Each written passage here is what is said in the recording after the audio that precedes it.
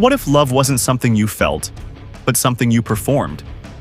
What if marriage wasn't about connection, but about winning? Valentine's Day celebrates romance, devotion, and honesty. But Amy Dunne exposes the darkest truth behind intimacy. Love can become a script, and whoever controls the narrative controls the relationship. Amy Dunne is not a villain driven by impulse. She is not chaos. She is calculation. This is episode 22. The Philosophy of Amy Dunne, played by Rosamund Pike from 2014 film Gone Girl. And this episode is part of Arc 5, Love, Obsession, and the Violence of Intimacy, where we explore how love, obsession, and identity can turn intimacy into violence. This is Beyond the Villain, where we unmask evil, one story at a time. Amy Elliott Dunne was raised as a symbol. Not a daughter, a brand. Her parents turned her childhood into a best-selling book series, Amazing Amy. Every failure Amy experienced in real life was rewritten into fictional triumph. Every flaw was erased.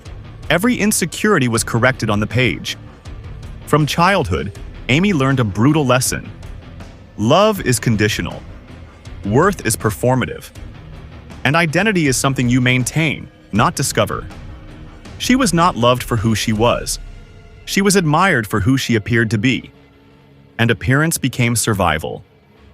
Amy didn't grow up learning how to feel. She grew up learning how to present. The marriage. Nick Dunne wasn't her soulmate. He was her audience. In the beginning, they performed happiness perfectly. Witty banter, mutual admiration, curated charm.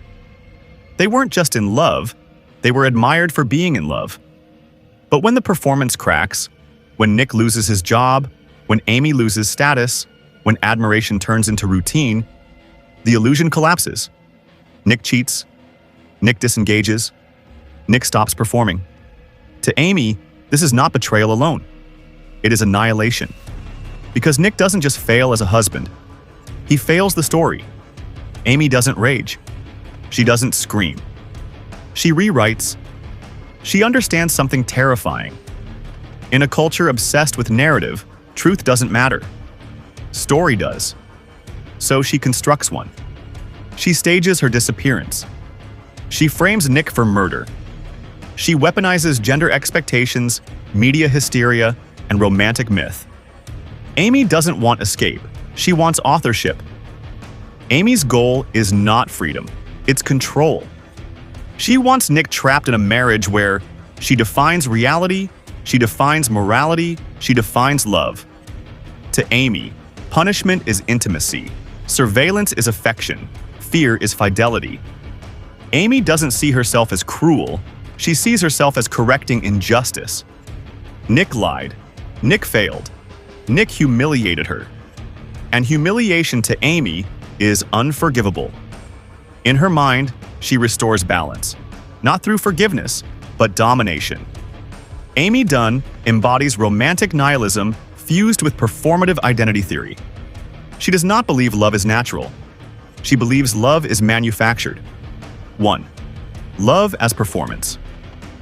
Amy understands what philosopher Irving Goffman described. Life is theater. We perform roles: spouse, lover, victim, hero. Amy simply refuses to pretend otherwise. She constructs the cool girl, the perfect wife, the innocent victim, and discards them when they stop working. Men always use that, don't they, as their defining compliment. She's a cool girl. Amy's insight is brutal but accurate. People don't want authenticity, they want validation. 2. Power through narrative control. Amy understands modern power isn't physical, it's symbolic. She uses media outrage, gender stereotypes, romantic mythology. Truth becomes irrelevant once the audience believes. This aligns with Michel Foucault's theory. Power doesn't just repress, it produces reality. Amy doesn't dominate Nick's body. She dominates the story about Nick. 3. Revenge as identity preservation. Amy doesn't seek justice. she seeks restoration of self. When Nick shatters the identity Amy performed, she reconstructs herself through vengeance. Revenge becomes her way of saying, "I still exist, I still matter. I am not a victim, I am the answer." 4. The collapse of romantic idealism. Amy exposes the lie at the heart of romantic culture. We don't love people. We love how they make us feel about ourselves. When that feeling dies, so does mercy. The counter-philosophy is moral responsibility and mutual recognition. Love, in its ethical form, requires consent, vulnerability, mutual freedom. Nick is flawed, but he represents emotional entropy, not malice. Amy's response is disproportionate because her philosophy does not allow imperfection. Public scandals often follow Amy's logic. The narrative selects heroes, assigns villains, erases nuance. Once labeled, identity becomes permanent. Amy is not unique. She is the extreme expression of a culture addicted to storytelling over truth. Amy forces us to confront a painful reality. We often reward performance over honesty. We celebrate curated love. We punish imperfection. We shame failure. The lesson is not that relationships require perfection, but that demanding it creates monsters. Love dies when image matters more than empathy. Is Amy evil, or simply honest about how love really works? She didn't invent the system, she mastered it. Amy asks, "If society rewards performance, why shouldn't I exploit it?" But mastery without restraint becomes tyranny. Amy wins, but only by imprisoning herself inside a role she can never abandon. Amy embodies existential bad faith. She denies vulnerability. She denies uncertainty. She denies forgiveness. Instead of confronting the pain of being imperfect and unloved, she controls reality itself. This is the final tragedy. Amy doesn't escape the system. She becomes its most devoted enforcer. Social media relationships, public callouts, weaponized intimacy. We see Amy everywhere. In curated love, performative outrage, and relationships built on surveillance.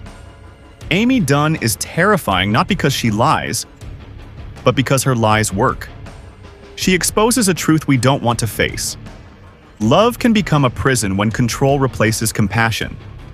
Amy doesn't destroy Nick. She destroys the possibility of honest intimacy.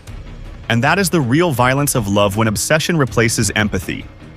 So let me ask you, was Amy Dunne a victim who took control? Or a villain who proved love without mercy becomes cruelty? Leave your thoughts below. See you in our next episode. This has been Beyond the Villain, where we unmask evil, one story at a time.